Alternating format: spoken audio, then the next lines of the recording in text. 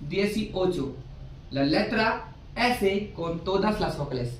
S con todas las vocales. S con A se dice sa. S con E se dice se.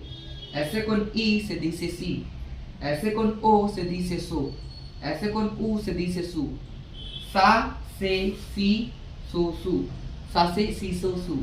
Por ejemplo, sala, sala, seca, seca, silla, silla, sombrero, sombrero, sueño, sueño.